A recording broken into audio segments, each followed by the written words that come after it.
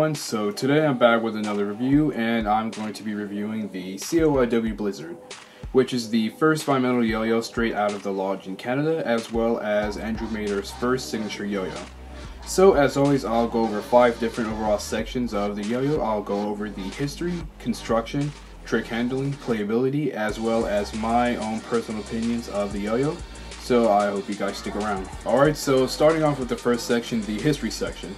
So as most, if not all of you guys already know, the Blizzard is the first bimetal to come out of CLYW, and it is Andrew Mader's first signature yo-yo. What I've heard from a few of the players in the CLYW team is that the Blizzard went through a few prototype phases, but don't take my word for it. It's just stuff that I've heard from a few of the team members, and it went through a monometal stage, and here's the bimetal version right here. And as well as most of you guys already know, due to the high machining costs in Canada as well as the US, the Blizzard was outsourced to be machined in China, which, you know, it doesn't really affect the terms of quality of the yo-yo at all. Okay, so now moving on to the construction section of the review. So as you can see, the Blizzard is constructed of a bimetal design consisting of a 6061 aluminum body and with stainless steel weight rings. Now moving on to the specs of the Blizzard. The diameter is 55.39 millimeters, the width is 44.22 millimeters, the gap width is 4.2 millimeters, and the weight is 64.9 grams. It comes stock with a concave bearing size C, and it also has CLYW snow tire response pads. Alright, so now going over the sort of shape and look of the Blizzard. The Blizzard has a very sort of soft and subtle shape to it. As you can see right here, the steps right here are pretty subtle. You can definitely see that there are lines right here, but there are actually slight indents and slopes into the gap of the yo-yo. So it has a really nice feel in the hand, and it's really ergonomic as well. So it's a really enjoyable yo-yo to just hold in the hand for a while and throw and overall enjoy it. Notice that with the second run Blizzards, the response area is widened a little bit by a few point millimeters, and the response gap is actually a little recessed on the newer run Blizzards. I have right here the first run Blizzard, and the reason why it kind of does snag a little bit is due to that response area not being a little bit recessed. I really like the inner cup design of the Blizzard. As you can see on one side it says Blizzard with a snowflake pattern, and on the other side it has Andrew Mader's signature. I just really like the design language of CLYW and the Blizzard right here. It has a very clean and simple look to it. Okay, so now we're going to compare a few yo-yos to the Blizzard. Now, as always, the shoe tie has the same exact specs as the shutter, so if you have a shutter home, you can sort of see the differences or similarities. So the diameters are very similar, with the Blizzard being just about the same diameter as the shoe tie. The widths, however, are just a little bit different as well. Here's a CLYW Chief. Huge difference in diameters as well as widths. A Replay Pro. The Blizzard is just a little bit wider, a tad bit wider, and the diameter on the Replay Pro is a lot bigger. Here's a recessed Diplomat.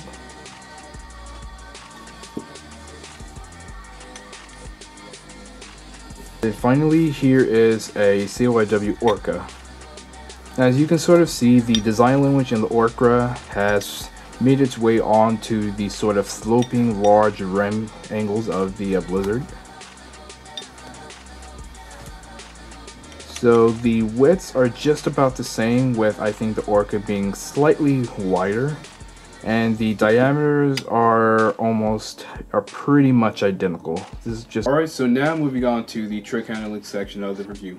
So I'll go over 4 or 5 different subsections of the tricks that the Blizzard can handle, such as tech, horizontal, lacerations, grinds, and so on and so forth.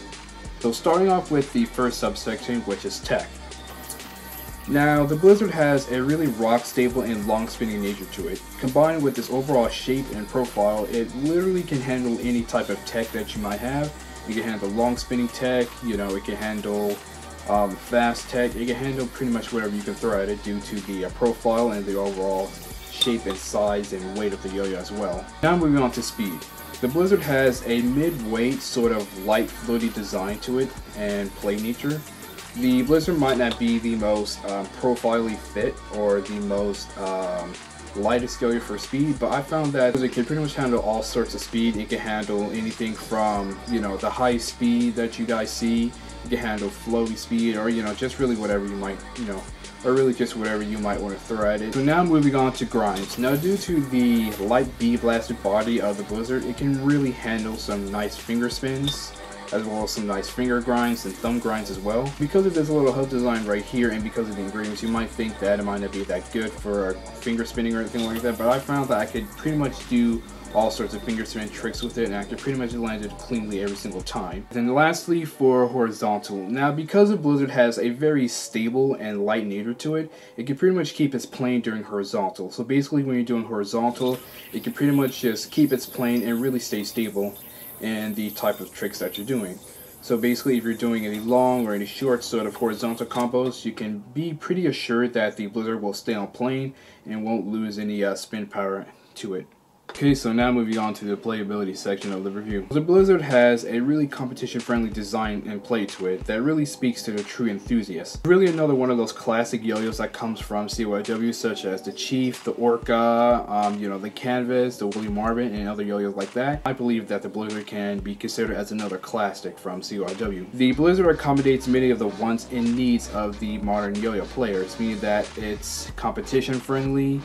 It's also recreational friendly, meaning that you can pretty much do anything you want with this yo-yo, whether it be for competition or for fun and recreational use. The Blizzard has a lot of play characteristics that a lot of players look into, such as spin power, stability, maneuverability, personality, and also subjectively value over price. Because this yo-yo is now, I believe, $160, I bought this brand new from Yo-Yo Expert.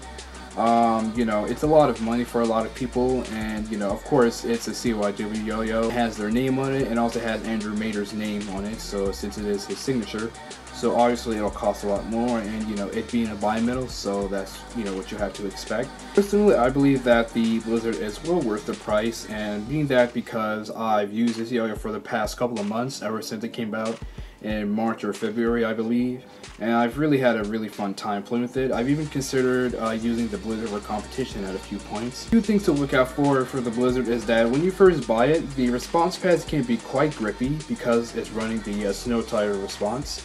And if you're using any sort of thicker string, like maybe even Kitty Fat or Kitty XL, then it will snag quite a bit.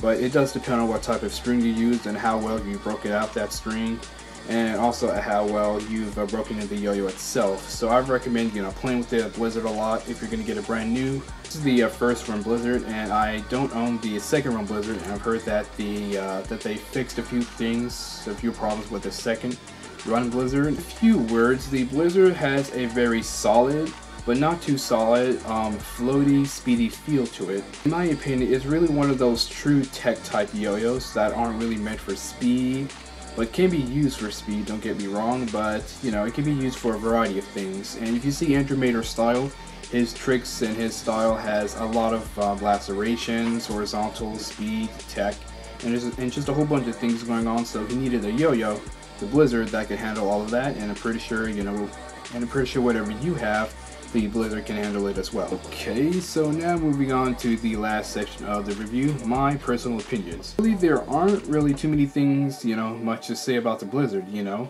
I found that it's a really great and fun yo-yo to play, and I mostly use it for fun recreational use. And most people might find that the Blizzard might be, you know, meant for competition. It's a really competition-driven yo-yo, and, you know, I agree with that. It is a really competition-friendly or competition-driven yo-yo. But I also see it as a Blizzard recreational and fun play, just as any other yo-yo on the market, really. If you enjoy to play with something no matter what it is, then it could just be that. But really, that sort of area about the Blizzard is really subjective, as with any other yo-yo, so you pretty much just have to take it for what it is and how you like it. I found that the Blizzard has a very variable play nature to it, meaning that it can pretty much handle anything you need or anything you want in a yo-yo. It has lightness, maneuverability, stability, spin power, as I explained in the playability section, while still maintaining that fun sort of feeling to it on the string. All in all, I pretty much don't have anything bad or anything negative to say about it. I will say that I've pretty much smacked this yo-yo around a lot, and I think one of the rings popped out, causing it, a little bit of vibe. But for me, that's not really too much of a problem. I could easily, just press fit the rings back in and tune it and it can be, dead smooth again. But that's one thing to look out for outer ring bimetals, is that if you smack it really hard on the rings the rings can pretty much like pop out of the body, and it could cause a lot of vibe for bimetals. But again, you probably should already know that before buying a outer ring bimetal. So yeah, that's one thing to look out for, but it's not a negative. I'm just really nitpicking. I hope you guys enjoyed the review, and as with the last review, I'm going to do a poll for the next yo-yo for my next review. So again, whatever yo-yo doesn't, win this time or the last time, is going to be entered into the next poll. And I want you guys to comment down below what other yo-yos you might want me to review that I could put into the poll.